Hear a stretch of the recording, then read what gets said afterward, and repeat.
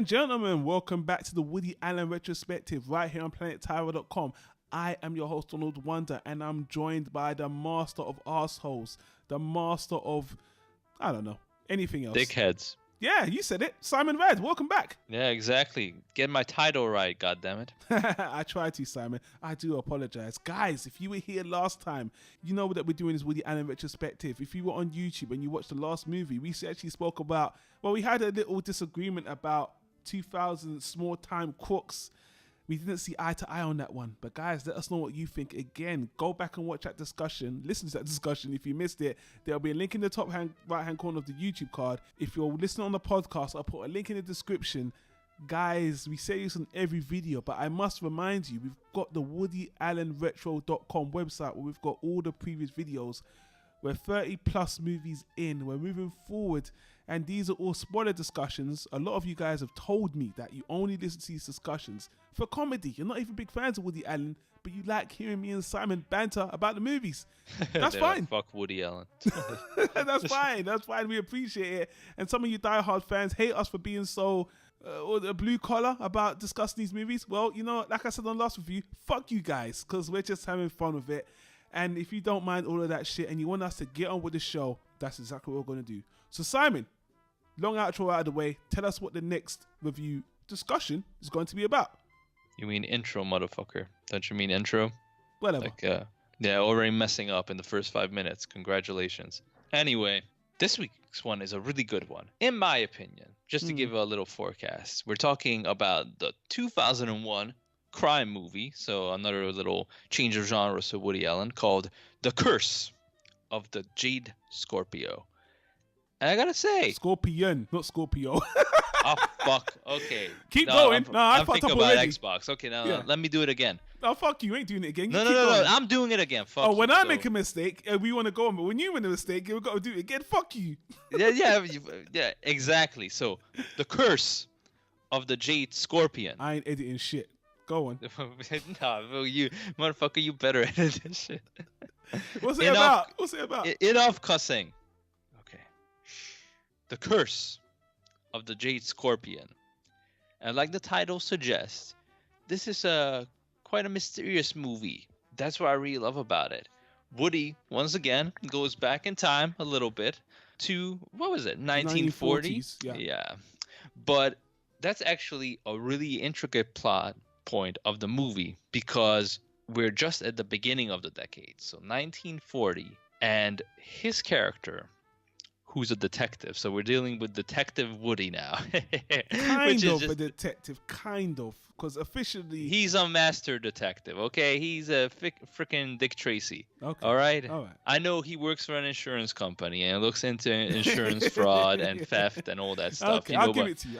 But that's the closest thing he's gonna get to Humphrey Bogart. Okay. Sure. Which again is a callback to Play It Against Sam. So I don't know if you caught that reference, that he went full circle. I got a better reference I'll talk about in a minute, but you keep going. So, C.W. Briggs, and he is an old school detective, a man on the street who has a million friends in a million places, and he doesn't believe in all these new school methods of crime and detective work, you know? Yeah. He has respect for it, he's up to date, but he still thinks there's a lot of old-fashioned values that need to be retained. So that's always a classic storyline, you know. Like when playing blind people on the street to get some tips, yeah. Exactly. That you never knew about that. You know, that's a classic, man. But I think that's already a fun setup for a movie. You know, we have this in every genre. We have this with cowboys. We have this, you know, with knights. We have this with anything really, where a new era is coming in and certain things change drastically sometimes, and it's interesting to see a likable character represent, you know, that there are some values that need to be retained in this new world or this new era as well. But that's just scratching the surface. In a typical Woody Allen fashion, it's a very strong cast overall. So the female lead is Helen Hunt, who plays Betty Ann Fitzgerald, who's the new, I guess, assistant of the boss, who's hired to update the firm and get things in order, sort out the paperwork, have a proper file system, and introduce some new methods and some new ideas to, cut down on costs. The boss is played by Dan Aykroyd, who's just a treat to see. I guess this was made before he went crazy and started talking about aliens. And a new Ghostbusters that's going to be better than the original, yeah. Let's not even get into that. Whatever, you know. He's good in this one. That's all you need to know. And of course, you know what? This movie actually made me change my mind. You know what's even better than watching Charlize Theron in black and white? Here we go, Simon. I knew this was coming. What is it? It's watching Charlize Theron play a 1940s dame from a detective novel for an hour. You know, I could do that for much, much longer. Woody Allen watched Celebrity. He was like, that Kenneth Branagh, whatever his name was, he had his time with Charlize Theron. I didn't. Yeah, exactly. He didn't get the call for this one. He was like, okay, Woody Allen, that was a really great experience working with you, and you know, when you get the cast back, you said you want to work with us again, and whatever it is, whatever genre, you know, I'm there. Money's not an issue. You know, if you struggle with budget, just call me. And Woody was like, yeah. He was like, yeah, fuck you, motherfucker. You think you're getting another shot? You know, that was it. You had your fun. Oh, he had his fun with his tongue with Charlize Theron before, so now it's Woody's turn to get some, and he got one scene, but we'll get to that later. Well, we're still in the intro. I know I'm taking my time. No, that's fine. Take your time.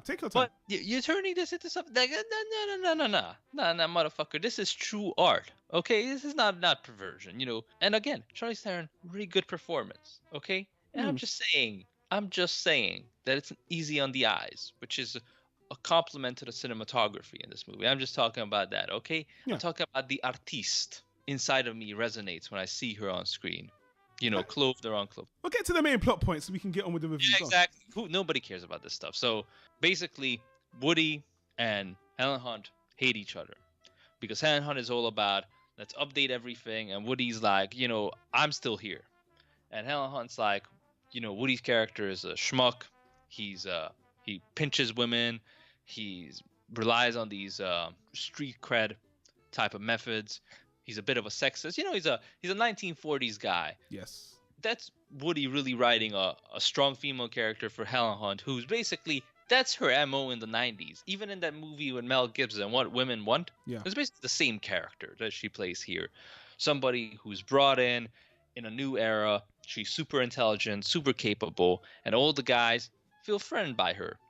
But what I really like about this movie, that it's not just a detective story for the sake of setting. There are plot points here, like obviously Helen Hunt's character has an affair with Dan Aykroyd, and Dan Aykroyd is leading her on, saying he's going to leave his wife. And of course, Woody has his own, you know, bundle of baggage that he's, after a divorce, he just goes for the easy young type of girls, like cocktail waitresses and whatnot. Oh, speaking of which, one cast member we forgot to mention, Elizabeth Berkley from Saved by the Bell, who's another little flighty secretary. She's there for the eye candy as well. It was I forgot she was even in this movie. Seeing her in this movie was like, Woody, you couldn't just stop with Charlize Theron. You had to get a backup. And I'm not going to lie, a good second choice, even though she doesn't do a lot in the movie. Yeah, oh, definitely, she's a good second choice. Didn't she do what was that movie she did? The stripper one. Showgirls. Showgirls, yeah. Like this was her warm up to Showgirls, right? Like, see, that's what I like about Woody. I think this was after Showgirls, though. I'm pretty sure this was after Showgirls, way after. For real? Yeah. I think Showgirls is like a 90s movie. This is we're in 2000s now, 2001. So yeah. Oh yeah, I keep forgetting. Yeah, I think you're right. Yeah, sure. Showgirls is 1995. So I guess that didn't really pay off, considering she's a really small supporting character. To sidetrack for a minute, I'm sorry, I got to derail and say this.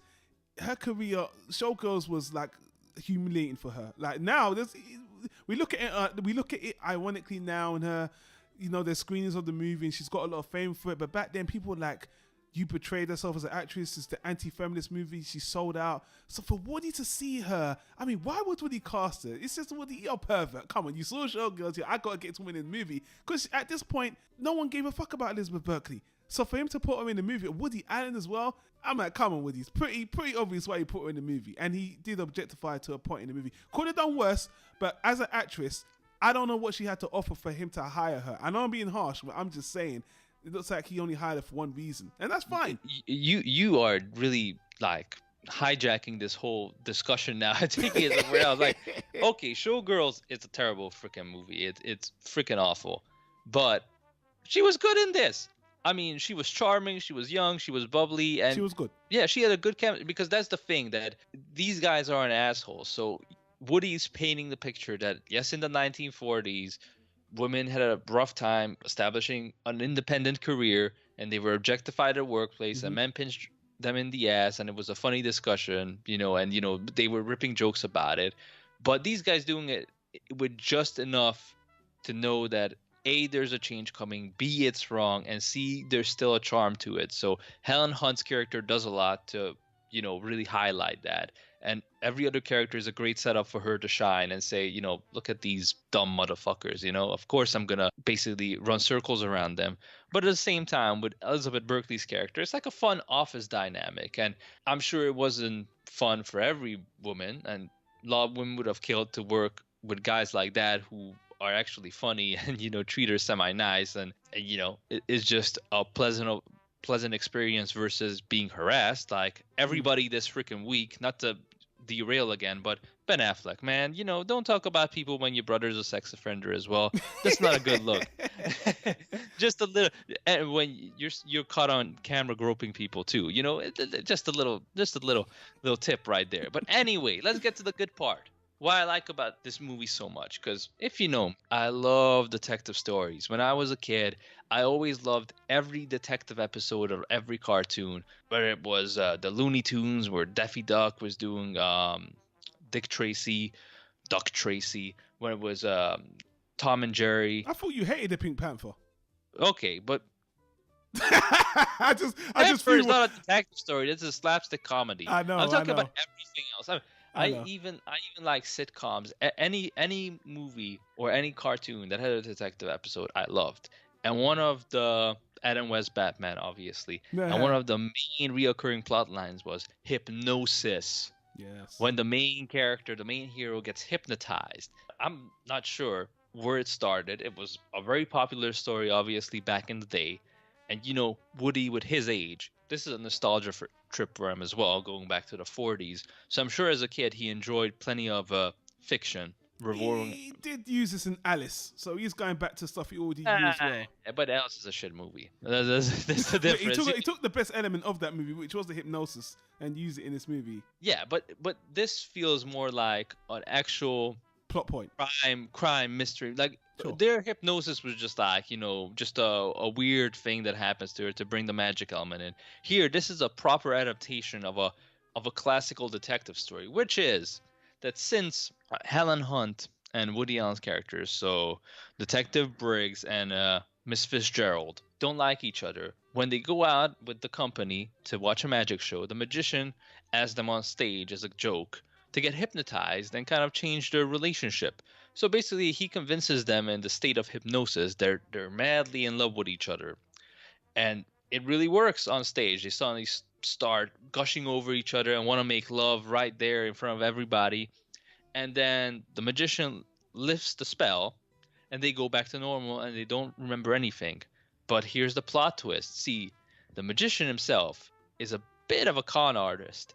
And right the same night, he calls up Woody's character and reenacts the hypnosis with all the special keywords to basically trigger the trance again on the phone and order him around like a puppet to commit crimes for him. And then, of course, he becomes the prime suspect. And I gotta say, man, I'm not even gonna go further deep into it. A, because we already talked about just about every other topic except the movie. Yeah. But also because this is a really good mystery film. I mean, it's not like Seven, it's not David Fincher. But for what Woody wanted to do, I thought the movie performed well. The setting was great, the attention to detail, the clothes. You really believe that this is a crime story unraveling in the 1940s. It was still a Woody Allen movie. There was plenty of funny lines, the characters playing off of each other, but also just the crime mystery element. It was interesting to see it unfold and the twists and turns in the plot. And it really felt like a true adaptation of what was probably a crime fiction story from the 1940s. Simon, usually we don't see eye to eye, but this time we pretty much do. I'm not afraid to tell you, man, this was actually, and I know this is going to sound like overpraise, but there's a darker side to what I'm about to say. This was one of my top 5 Woody Allen movies, favorite Woody Allen movies from back in the day. Now, rewatching it, I already knew that I had rose-tinted glasses and that when I was watching the movie, it wouldn't work as well, and maybe I don't know. So I'm more critical now. So watching it again now, I do see problems with the movie, but the thing that I love about this movie is the banter.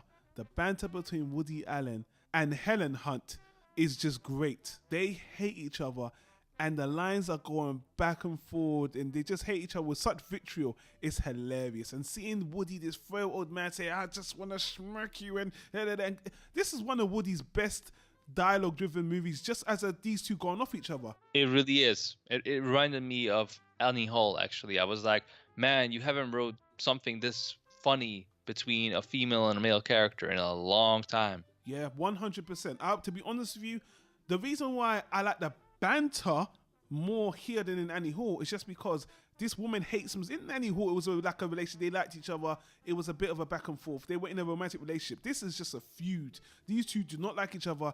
And the way she is assaulting him with insults is so funny. Now, my problem with the movie is everyone's problem with the movie. Like, rewatching it now, and to be honest with you, I've actually made this complaint from the last couple of movies that Woody's been in front of the camera. Woody's just getting to an age where he's not believable as a leading man, and he has the acting chops and he's got the comedy, but to be honest with you, on screen in this movie he just looks out of place, and it's a shame because he's got the energy, he's acting well. I'm not trying to be ageist, but when I was watching the movie I was just like, Woody, I love you and you're doing a good job, but this movie would have went a lot further if it was just someone else. And to be honest with you, watching this movie, I do still love the movie, but I can see why people laugh at Woody Allen when they see this movie and laugh at him, not at his performance. They're like, this guy's so old, how's he pull it off? And watching it, I was kind of like, yeah, Woody, because there's scenes in the movie where he's got I know it's played it for comedy, and I know I'm being critical in a very realistic way. Nah, you're just being the Grinch again, the Woody Grinch. All right, fine enough, but let me just say my piece.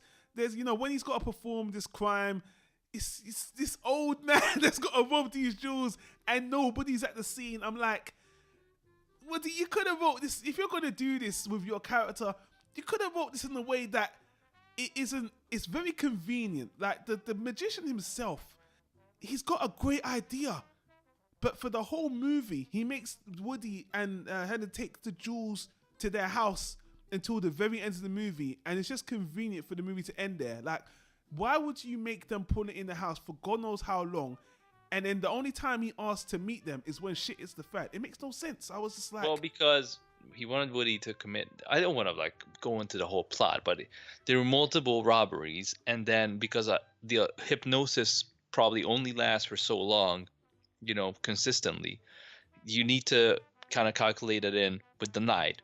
So it's better to stash away stuff, and let the investigation play out and, keep yourself away from, suspicion. And then only at the very last minute, get all the goods at once from one secure location. What you're saying makes sense, but I don't think the movie wrote it in the right way. The way you said it is how it was executed, but it just wasn't exactly believable. Like, near the end of the movie, I'm not getting into it, and I want to change the subject in a minute. Near the end of the movie is the only time where he tells him to put it in a locker. I'm like, why did you wait this long? Because things are getting hot for Woody Allen, so he's got to take it out of the house. I'm like, why did you do it in the fucking first place? It doesn't make any sense. And then at the end, Woody Allen confronts him without a gun. He tries to talk him into, you're not going to shoot her. I'm like, it's played for comedy, don't get me wrong. But Woody Allen, he honestly, he's just kind of too old for the role. And I was like, great dialogue, Woody. And you and Helen are killing it. But everyone else, they have minimal to do in the movie. Again, I just feel like Woody could have spread his genius among the other characters, because on him alone, he's the best and worst thing in the movie. He's just, when I'm looking at him, I'm just like, Woody, you're too old for this part. And I love you, man. It's funny, but you're not a leading man. And I like the fact, even at a point, she's arguing like, you're old, you're ugly. She's even telling him in like a self-aware way that, why would they even want you? You're too old. You do all this other stuff. And I'm like, yeah, Woody, why? You just couldn't help but put yourself in the movie. And I love this movie in a way, but to me, if this was Leonardo DiCaprio on this part, or even if it was Hugh Grant for Small Time with Cooks, anyone else, don't put Hugh Grant in this, please. In fact, don't put I wouldn't Hugh have Grant liked in it, but the star power would have helped, because everybody reading the reviews, everybody doesn't like this movie because of Woody Allen. They just can't buy him in the role. And although I love the movie, I can see it. I can see that he's the problem. I don't know, man. I didn't feel that way at all. Maybe because we watched so many Woody Allen movies in succession, but I think him being the punchline of all these jokes is part of the movie. Like every character, Charlie Theron's character, who's, plays the dame, the mysterious woman who's just very sexual and, kind of intriguing and very flirtatious, straight out of any other old school detective movie. Even she says, like, usually I love the dark, tall, muscular types. That's great. But there's something intriguing about, your short, scrummy ass in this rundown rat hole apartment. It's just funny. It's that was hilarious. Because she's crazy. And really, like, most of those girls are crazy in these movies. They're, like, addicted to opium or something. I mean, it fits with the plot. And I thought Woody Allen was really funny. And just seeing him in the detective coat was just funny in itself. Yeah, but funny for the wrong reasons. It's funny because he looks out of place. I disagree. And I know Woody always says that he struggles with playing different type of characters because he's just naturally funny, and he's always afraid that audiences will not take him seriously.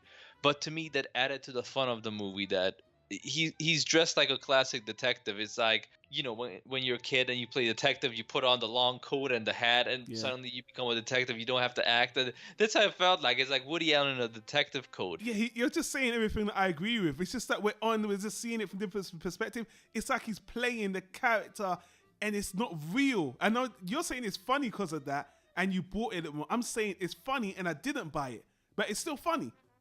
Because I look at it as a cartoon. Because obviously the main out of all the subplots, the main, even with the times changing of the 1940s, which is the realistic angle and kind of the social critique on society and sexism angle of the movie, the main plot point is silly. It's hypnosis. Yeah. It's the idea that this Jade Scorpion or Scorpio, however we want to refer to it, this basic piece of jewelry, you can actually dangle in front of someone and have complete control over them. Yeah. And actually, the handsome man of all handsome men, Wallace Shawn, if you remember that guy, who always Woody described him as the most anti-sexual person ever, in Manhattan. Oh yeah! Oh, I love that guy. He's a really nice guy.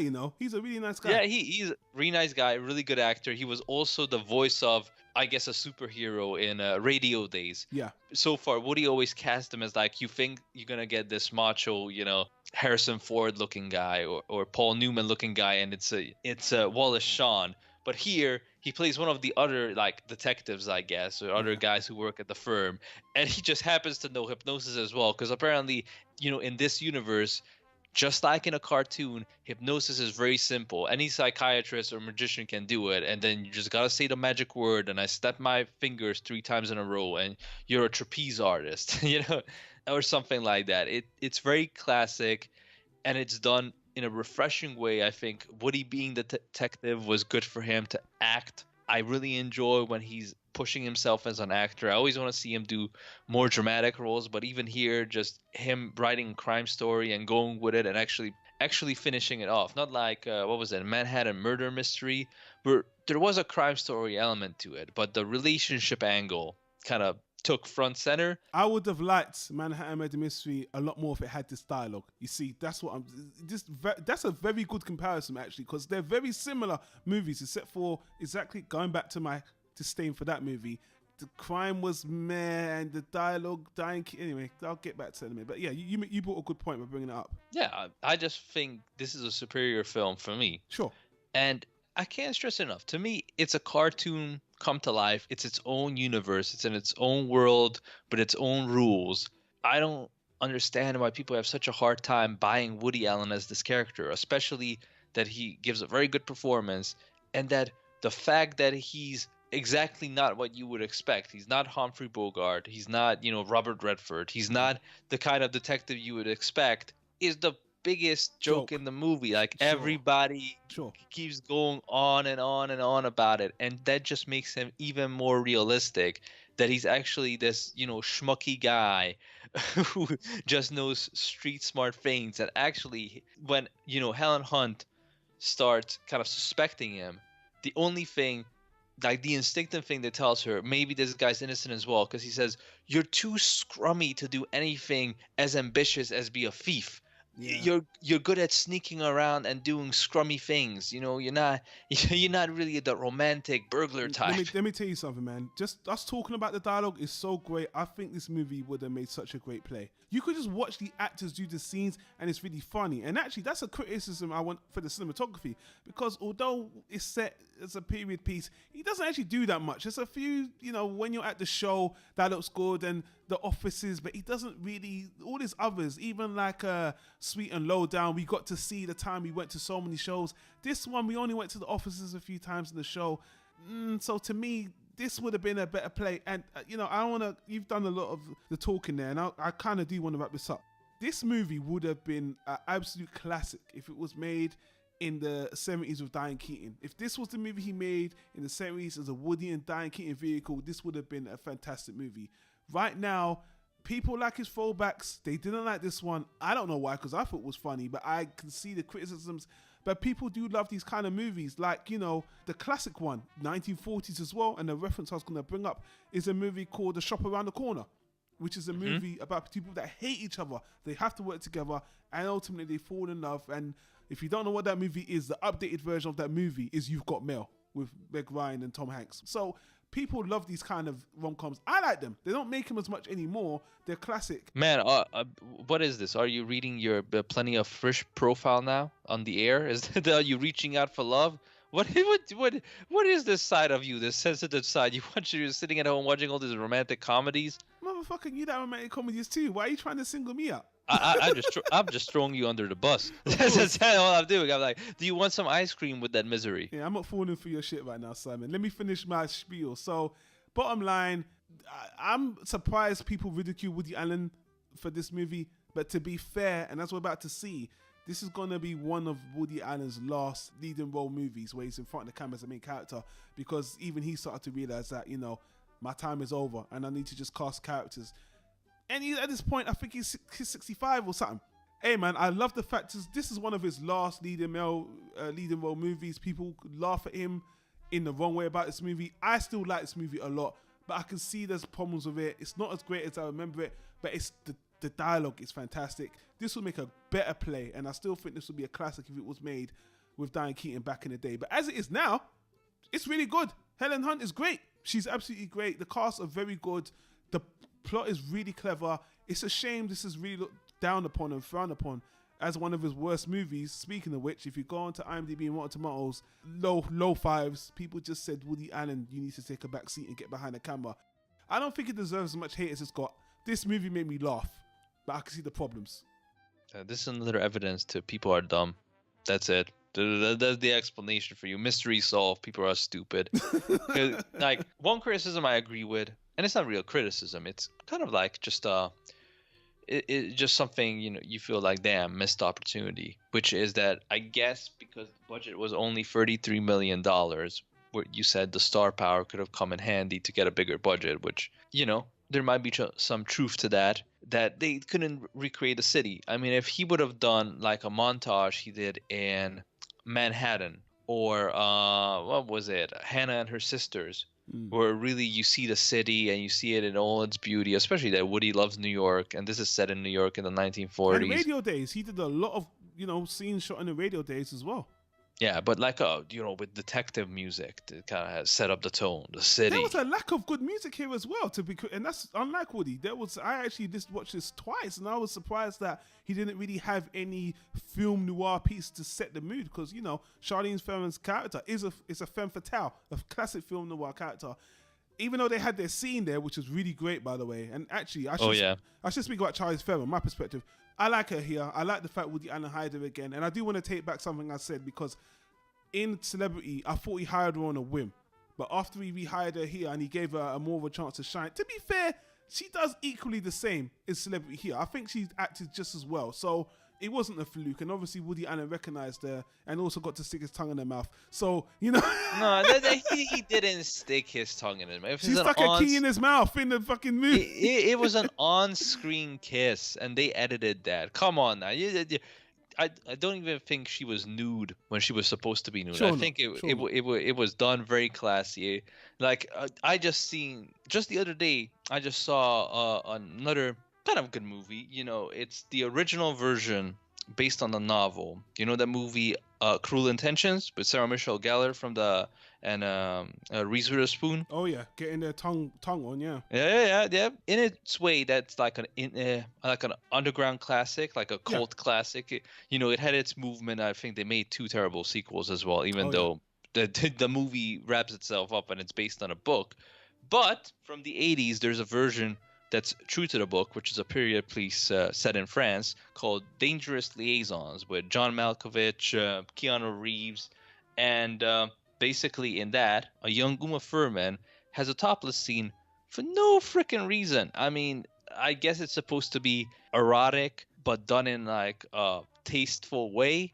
But I'm like, if you wanted to do it in a tasteful way, you didn't have to show her. So I think compared to that, Woody is very respectable. He doesn't do, nude scenes just for the sake of nude scenes here. Like I said, I think every criticism that this movie got is over exaggerated. I think Woody works fine. I think Charlize Theron is amazing. I'm sorry that we didn't get to see more of the city, maybe with a bigger budget, because that would have really set the tone right. But outside of that, the mystery was fine. The movie was very entertaining. Like you said, the dialogue was great. And even what you said that, okay, if this was made back in the day with my girl, blanking on her name right Diane now. Keaton, your goddess, yeah.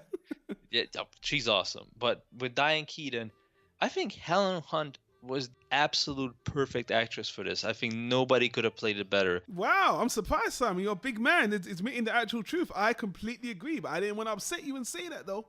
Well, you already upset me last time with being the Grinch and just downing every freaking movie. But look, she is the perfect actress to play this type of character. And I wouldn't want to see the movie done a different way with anybody else. I wouldn't want to see the movie without Woody. I wouldn't want to see the movie without Helen Hunt. I think the supporting cast is great. Definitely don't do it without Charlize Theron. Holy cow. But yeah, I got nothing to add, man. I don't understand why people hate on this. It's like you watched a bunch of terrible movies in a row and you said, okay. But then you watch a good one. And just because of one thing irritating you, you suddenly flip on it. It just seems like politics to me. I would have loved to have seen Leo. I know, this is ridiculous. I would love to see Leo with Woody's dialogue in this movie. He would have never done it. He would have, don't get me wrong, he would have never done it. Not Leonardo DiCaprio, but just someone of his caliber, again, too much to ask, with Woody's dialogue could have carried it. Because Woody does a great job, but he's not so unique. The dialogue is so strong. I think someone else could adopt it and it could have helped this movie rise a lot more. Because honestly, this movie is a blight in its filmography to the masses. Not to me, but I'm just saying it because if I don't say it, some motherfuckers are like, oh, you love this movie. It's a shit movie. So, just saying. I disagree. That's fine. And fuck you. Anyway, guys, if you watch this movie and you don't know why me and Simon need to have a 40-minute discussion on it, then let us know in the comments down below. But I think everything that needs to be said about this movie needs to be said. We've given it a lot more attention than the reviews on IMDb or Rotten Tomatoes, believe you or me. Guys, check those out for yourselves. Simon, I'm going to let you go, so I want to say thank you for joining me on this one as usual. Yeah, no worries. Again, I enjoyed this one. This was a good movie. Yeah, and for all my complaining, we are getting to the point where Woody Allen is more or less permanently going to take a back seat in front of the camera. But the next movie, I'm really interested because Woody Allen's got something to say in his next movie, and that is going to be a long discussion. So guys, stay tuned. Do not forget, we've got the website WoodyAllenRetro.com. If you're on YouTube, subscribe to the channel. If you like our content, there's annotations on the screen for all the other stuff we've done here. And we'll leave it at that, guys. Thanks for listening, and we'll see you on the next recording. Constantinople. Madagascar.